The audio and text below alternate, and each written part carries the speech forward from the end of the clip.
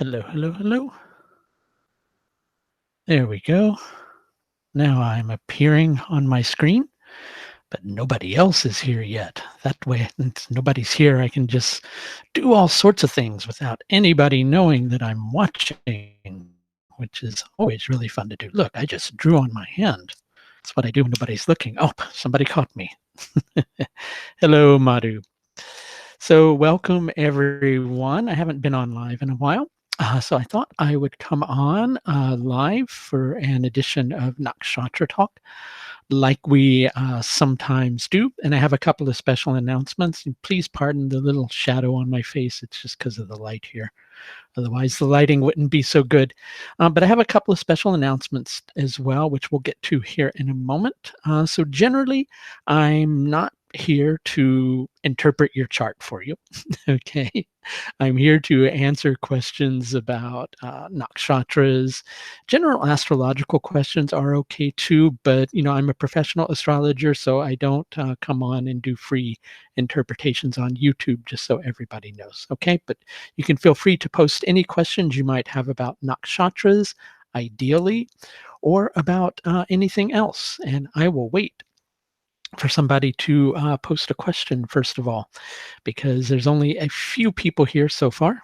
It's too early to go into all of the special announcements. So please do feel free to share your questions over in the comment window if you have any.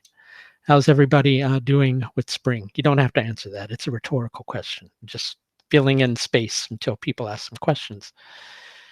I don't do a lot of work with the sublords in nakshatras. It's mainly because I don't work with those specific techniques. I've developed my own system with nakshatras, so I'm not really using the that particular system. So, but any other question you might want to ask, please feel free to ask. I don't use the KP system, is what I'm trying to say. Okay. So I have added a new consultation on my services page. For those people who are interested in nakshatras, it's a full nakshatra analysis consultation where what I will do is look at every planet and every nakshatra for you, tell you a lot about what it's about, using things like final dispositorship to understand the subtle interplay as per your particular horoscope. And in addition to that, the strengths and weaknesses of the specific planets and the nakshatras through looking at things like Digbala and Chestabala and the Baladi and the Jagradati Avastas. But I'm going to go a little more into depth with that here in just a little bit. Let's see some questions that anybody might have about specific nakshatras in general, things that you may have always wanted to know. A lot of people I find, and if you've watched my channel regularly, aside from the transit videos, you'll notice that I've done some recent videos on how nakshatras work. And I think it's because people just have this tendency to not understand the full potential of nakshatras. Certainly, they can be used predictively, and that is a decent way to use them, but they can also be used on a very deep therapeutic level to understand the experience that each individual is going through with the planets in their horoscopes and what they're most needing to work on and most needing to integrate. And really, that's the real beauty of the nakshatras, aside from just finding out what's going to happen and how it's going to happen, right? Because what's going to happen and how it's going to happen is really a condition of why you're having this experience in the first place, right? So if you deal with the root of the issue, then there's less of the concerns about what's going to happen and when, because you're already dealing with the root of it, right? So nakshatras are important to understand, and it's important to understand the lessons of each particular nakshatra in your horoscope. Okay. How does Saturn work with a Pusha moon, even if it's a Guru Pusha born native? Are you talking about having Jupiter in Pusha as well as Pusha moon? I don't know what you mean there, but I'll talk about the Pusha moon aspect of it.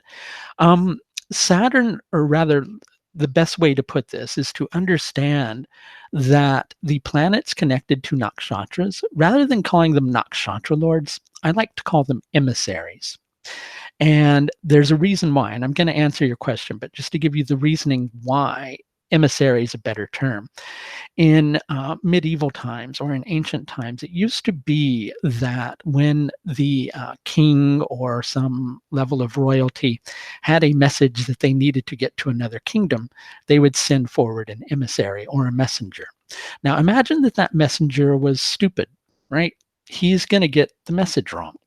Okay, he's going to mess it up, he's going to botch it, and something different will get across to the other kingdom, and perhaps a war will even start. But if that messenger is, really adept, fast, sharp, mindful, then he'll transmit that message really well. That's how the nakshatra emissaries, also called nakshatra lords, tend to work. Okay, so they don't rule the nakshatras because planets don't rule nakshatras. Nakshatras are connected to deities, and that's a lesson too, because the deities are here to help us to evolve on our path in relation to the specific planet. So, in order to determine the answer to your question, you'd have to look at Saturn on many levels and far beyond the concept of just simple planetary dignity. Planetary dignity is just one small iota of really understanding a planet's strength, understanding things like Baladi avastas, Jagradati avastas, as well as things like, Digbala and Shadbala and factors like that. Overall, that helps you to understand how the planet's functioning, right? So, for instance, if Saturn is weak or afflicted in the person's horoscope, then the Pusha experience for the native will make it feel to them as if they have a lot of unfair limitations placed on their life or a lot of unfair sacrifices that they have to make. When really, on a certain level, it's about accepting those limitations and respecting them as boundaries that are specifically connected to each individual's special karmic path, so to speak, right? So, in a nutshell, that's how Saturn works with the Pusha moon, right? The better off your Saturn is, the more you're willing to make those sacrifices, the more you're willing to accept limitations because you recognize and respect that it's a good thing to do for the sake of. For the sake of your own evolution, for the sake of your own well being, and especially for the sake of whatever house the moon rules in your particular horoscope. Okay, so I said I had a few different announcements. I'm going to go through those now. First of all, is that, as I mentioned before, I have started to offer a full nakshatra analysis consultation because a lot of people have asked me about this, right?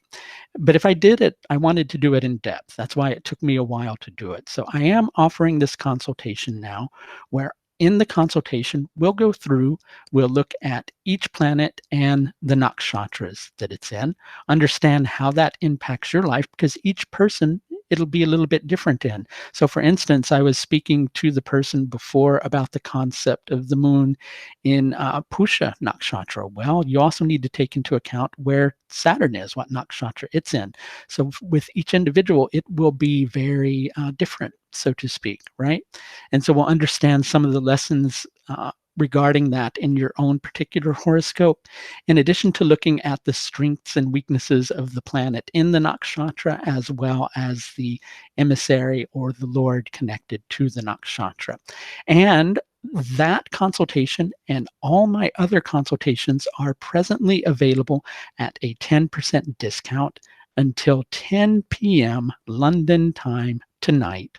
If you use the discount code, which I'm going to copy and paste in the window here, mid-May, at the link, which I'm going to give you once I copy and paste it here. Okay, so in addition to that, I presently have open registration on 2 new courses for those of you who are interested in these courses. So let me explain a little bit about each. The first of these courses is on the Lajatadiyavastas. So we need to explain to you what the Lajatadiyavastas are, right? They relate to the fulfillment of a planet, right? And it's interesting too, because when you go through and you listen to the names of the Lajatadi Avastas, it makes perfect sense. So, for instance, there's one Avasta called Kshudita Avasta, which means starved Avasta. So that means the planet feels starved. It's trying to attain fulfillment, but it's starved, right?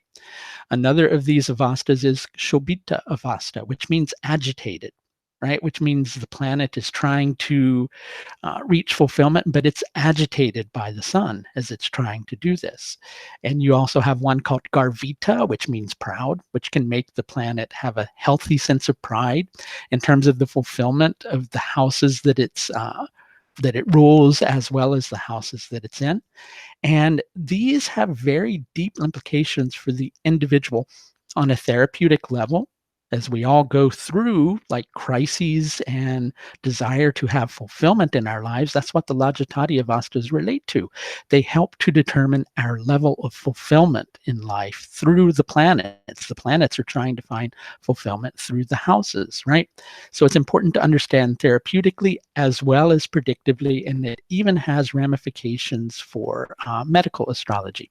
So this course starts on the 25th of August, presently open for an early registration discount either by trimester or by payment in full when you use the discount code, which I'm going to give you next, which is early at the link, which I'm going to give you next, which is here. And I do hope you'll check this out because it's going to be a really fun course. We're going to look at the Lajatadi Avastas of every single planet, all the specific Lajatadi Avastas for it, and understand it at a very deep level. So if you've taken my other classes before and you're going, well, we've covered the Lajatadi Avastas before, we have not covered the Lajatadi Avastas because this is going to be on a very deep level. One more quick announcement that I want to give everybody, which is also I have opened registration on the second level of my Jayamini webinar course, right? I've been doing Jayamini level 1 course. That ends in July. Level 2 starts next year in March. But if you want to register early, that course is presently open for a 15% discount using the discount code I'm going to give you now at the link I'm going to give you next. On this course, we're going to learn so many things like Jaimini Raj Yogas, as well as how to work with a lot of the various Rashi Dashas. I'm not going to rush this course. I want to take my time with it and really help people to integrate these techniques appropriately. If you haven't taken the level 1 course, it's a good idea to take that course before you take this one, but the level 1 course will be available in probably August of this year as a video course. And if you register for the level 2 JMini course, you get a discount on the level 1 video course so that you can come up to speed if you haven't taken that course yet. And so details of those courses are at the links that I just put on the page. Let's go back and answer some questions, and I'll mention all that stuff again here in just a bit.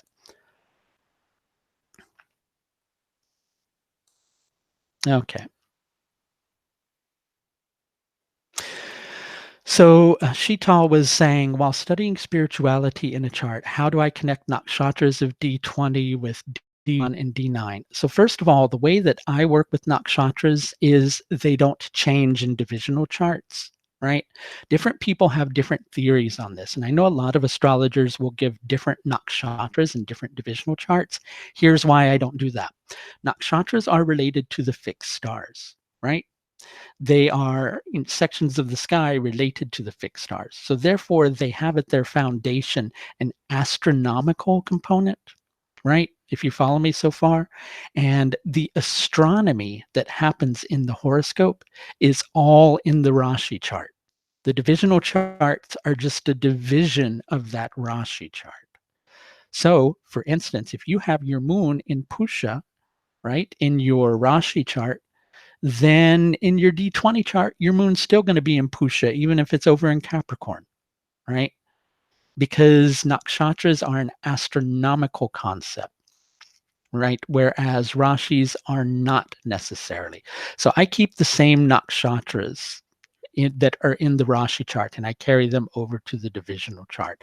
So I think that that might answer your question. I don't give different associations to the nakshatras. Let me read some other questions, and please feel free to ask some other questions here as well. Don't feel that you have to be quiet. Have some fun while I'm here. At least I hope. Let's read some other questions.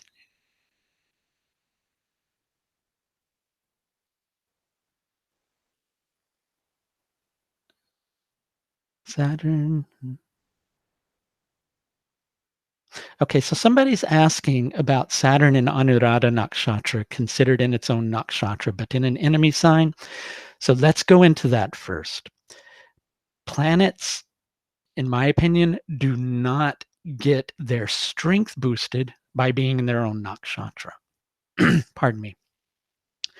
It's a different concept with nakshatras. Okay, so first of all, as I was saying earlier, nakshatras don't really have dispositors. Okay, they have deities connected to them. I like using the term emissaries for the planets connected to nakshatras. And so if you understand, different dashas will give different planets attributed to the nakshatras.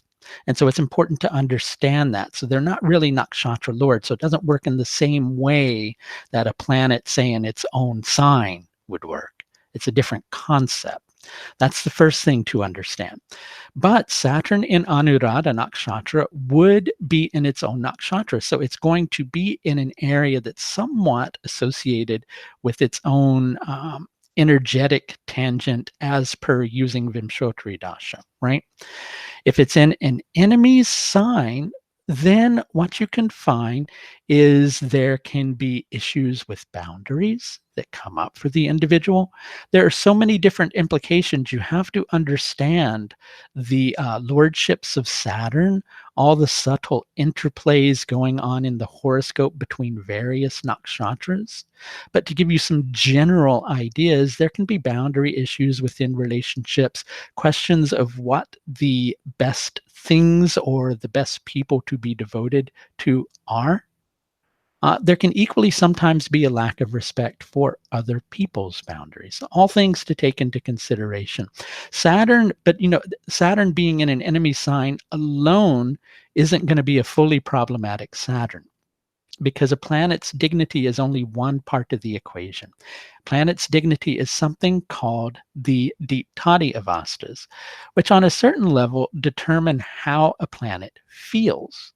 So when Saturn is in an enemy sign, Saturn feels miserable. And of course, that's going to carry over into its nakshatras too.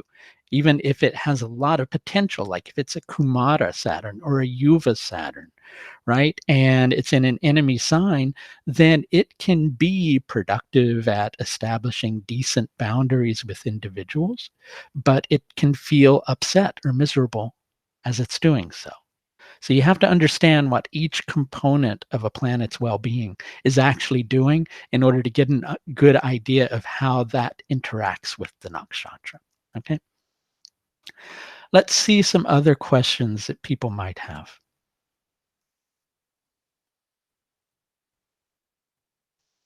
Have I worked with Chiron in nakshatras and charts? I've played around with things like that before. The thing is because I do a lot of work with the divisional charts, whereas there are a lot of astrologers who really just go back and forth between the Rashi and the Navamsha. I engage with every single divisional chart and with the nakshatras on a very deep level throughout all the charts, even using nakshatras in relation to house cusps.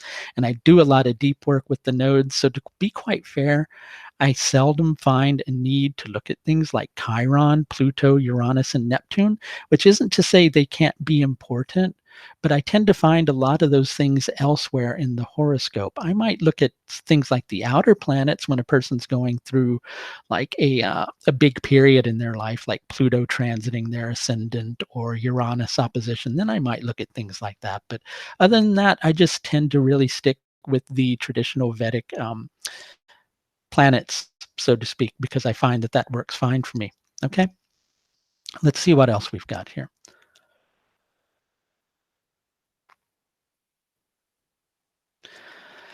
Ketu in Shatabishak and Rahu in Purva Falguni in natal charts and transits over them gave you great favor in 2016. Does it prove they are favorable planets in terms of the second eight axis? No, it doesn't, because a lot of that could have been related to the dasha that you're going through, because transits operate in the context of dashas, you see. So you can be going through a dasha that is productive and gives you a lot of benefit through a transit. And then you can go through a dasha that's a lot weaker and you get very little benefit through the transit, right? So you have to take everything together in the horoscope.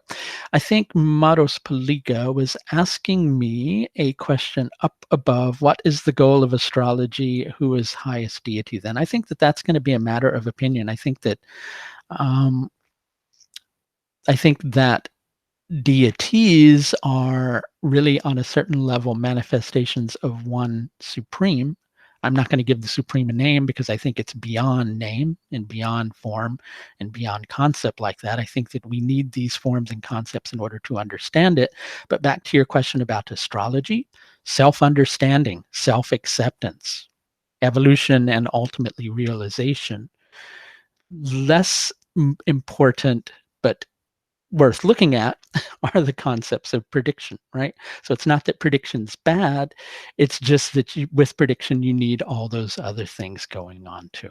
Okay, let's see if we've got any other questions here. Okay, while I'm waiting for people to ask another question or two, just a reminder, all my astrological services are discounted 10% until 10 p.m. London time tonight at the link which I'm going to give you next.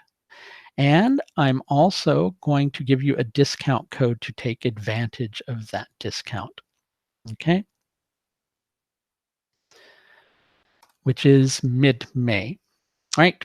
And that will include my full nakshatra analysis, which you can schedule there. It's a 90-minute consultation going thoroughly into each nakshatra in your horoscope, understanding the importance of it and giving you some recommendations on how best to work with it. Right. Somebody's saying evolution to know the supreme. Well, that could be a subject for a full 90-minute discussion here, right? So evolution to know the supreme is within each and every one of us. And so ultimately that's the goal, but whether it means that we completely dissipate or maintain our own sense of individuality while we're experiencing that supreme, there's many different camps and many different opinions of that. Okay. So again, also two new courses. Actually, there are several new courses. There's the Elements of the Panchangam course, which starts August 3rd. Early registration discount on that is now closed, but you can still register and learn how to put together things like I do with my lunar scopes, right? Because I use the elements of the Panchangam to do that. So those will be at the webinar courses link on my page. But in addition to that, I presently have a full length course that starts in August on the Lajatati Avastas, which relate to the fulfillment of the planets. Is a planet hindered by being starved or agitated in terms of finding fulfillment through the houses that it rules and the houses that it's in? Or is it supported in doing that? We can understand the subtle implications of each planet and how it goes about seeking fulfillment, and equally you as an individual and how you go about seeking fulfillment, or any client that might come to us and how they seek fulfillment and what's blocking them. We can look at that through the Lajatati Avastas. It's also a great tool to use in order to understand how best to give remedies to people, because you want to find the planets that are assisting in that situation rather than the ones creating detriment to make it easier for the individual to get by. Now, this is a full length course where we're going to go very into depth on each specific Lajatadya Vasta for each specific planet with countless examples of how to work with this. And if you're interested in registering for that course, it is currently open for a 10% discount, either by trimester or payment in full at the link I'm going to give you next. And in order to take advantage of that discount code, you'll need to use, or that discount rather, you'll need to use the discount code that I'm going to give you next. Okay. And last but not least, the Level 2 JMeany webinar course, which starts next year, but is open to super early registration at the present moment, where you get a 15% discount if you register before the 19th of June at the link I just typed into the window. And you need to use the discount code EARLYJMeany. Now, you need to take the level 1 of this course, but that's going to be available as a video course in August or September. And you can get a discount on that too by registering for level 2 of the course. Okay, let's look at some more questions. And I have to scroll up. Okay, so let's answer a few questions here. Is retrograde Jupiter a benefic or a malefic? Well, first let's go to that concept of benefic and malefic, because they're really inept terms. The real terms are Somya and Krura. Somya means gentle, and Krura means cruel or harsh.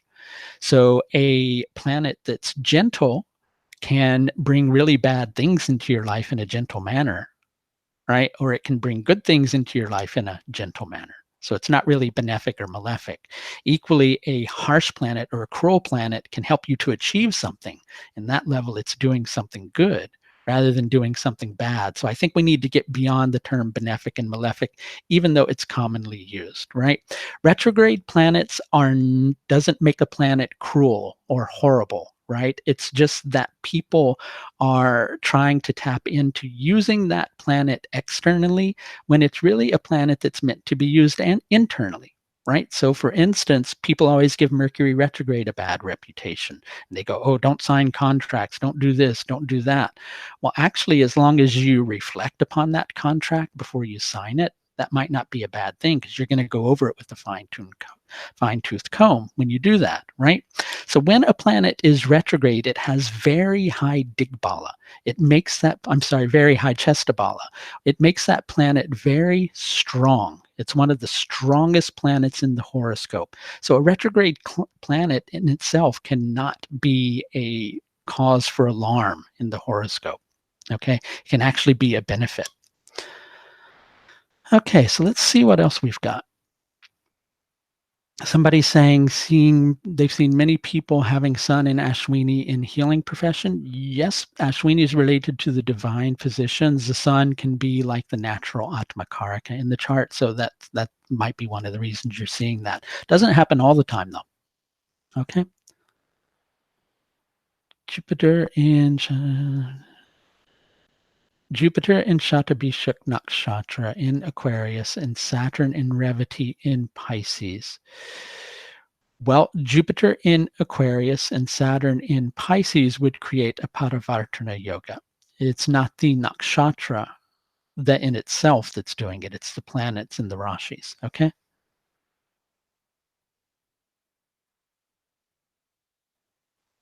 Somebody's asking a question as per Mars in the 8th house and Mars getting directional strength. That's a transit. You have to look at transits differently. Directional strength and things like that are more related to the individual's horoscope. And somebody also says those nakshatras looks like serve some hierarchy. So is there not culmination of that hierarchy? Well, yes, but I'm not really sure what you're asking here, really. Okay, that's what I'm trying to say. Are you trying to say what's the point of existence? Point of existence is working through your karma and recognizing your full potential, right? I probably can't put it in easier words for you unless I had been there myself. And having not been there myself, I can't give you the full answer of that particular experience, right? Okay. Let's see what else we've got.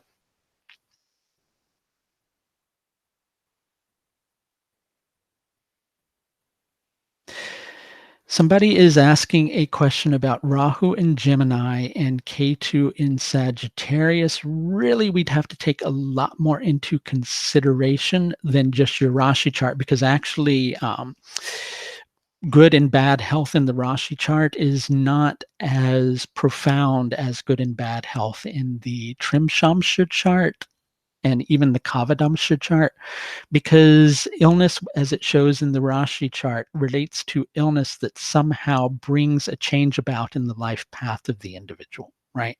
So it's not so much that you don't want to look at illness in the Rashi chart. It's just it's not as prominent a factor if it's not showing elsewhere. So I don't want to go too into depth with that because a lot of it depends upon where it's at in the Trimshamsha chart and equally what's going on in the Kavadamsha. What is the significance of Makaraka Nakshatra in our life? Well, a good thing to understand is the different components of the self and how they relate. What the Karakas are is they are producers. Karakas are produce things, right? So the Karaka for the self produces the self. Okay, so once that self is kind of has a blueprint generated for it, then you have the ascendant, which is that actual concrete self, right? Then you have the Lord of that ascendant, which is that self in action, right? Then you have the pada for the ascendant, which is the eventuality of the self. It's not the illusionary self. People like to call the Aruda Lagna the illusionary self. It's really so much more than that. It's the eventuality of the self. So the nakshatra of the Atmakaraka kind of gives a tone as to how the individual is going to grow the potential of what they're meant to be, right? That's about as simple as I can put it. There's not one nakshatra that's more important than another one in the horoscope. All the nakshatras and all the planets in the nakshatras are vitally important.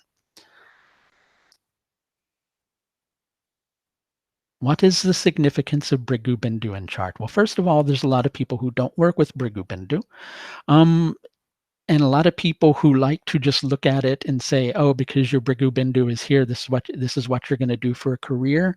And really it's a little bit more than that in terms of determining career. I do use Brigu Bindu, but I use it in conjunction with determining career planets and using it as the glue to help to finally decide what the individual is going to be doing as a career. So it's your destiny point on one level. It's the midpoint between Rahu and the moon.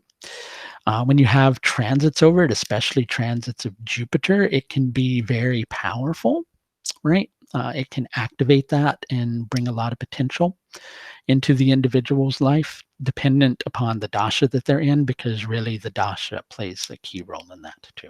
Okay, that's probably the easiest answer to give you to that. Maros Paliga, the true potential for each person is going to be different. Some people come into this lifetime and that's it. Their liberation happens in this lifetime, right? Some people go through several lifetimes. It's going to depend on the individual. Is Ketu and Shatabishak Nakshatra a good placement? So first of all, there's no good or bad placement of a planet in a nakshatra. Okay? That's the important thing to understand. It's nakshatras in and of themselves are not good or bad. They just have energies. Okay, so if you've got Ketu in Shatabishak nakshatra, and let's say you've got a weak Saturn or something, right? Then that can make Ketu potentially weaker. And let's say Rahu's dispositor is also weak. Well, that can make it so that you're used to a lot of chaos in your life. And so then you kind of attract chaos into your life because that's what you're used to, right? Okay. But if you've got a good solid Saturn supporting Ketu and Rahu is strongly supported in the horoscope as well, then you may have a person who very much accepts what their mission is in life, even though they may find themselves going through a lot of chaos. And they know in hard times they can just fall back on who they know that they are as an individual. So you see, nakshatras in and of themselves are not bad. Okay. They're just an energy that's meant to grow the planet in a specific way. So when people tell you Ashlesha nakshatra is bad, this nakshatra is good, it's just a bunch of it, really. What's good or bad is how the person's relating to that nakshatra. Okay.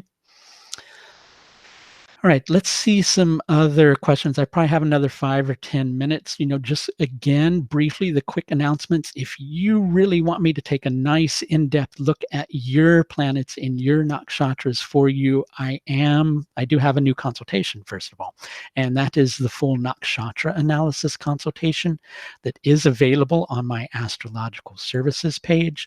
That service and all the rest of my astrological services are available at a 10% discount until 10 p.m. London time tonight, the 15th of May, because some people watch this after the fact.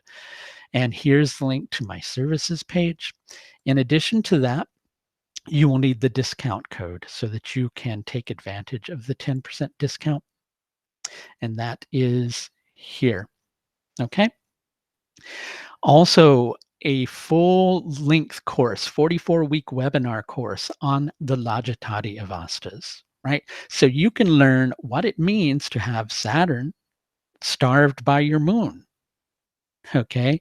You can learn what it feels like to be really determined to be successful, but because you have to fulfill all your needs, you somehow give up on being determined.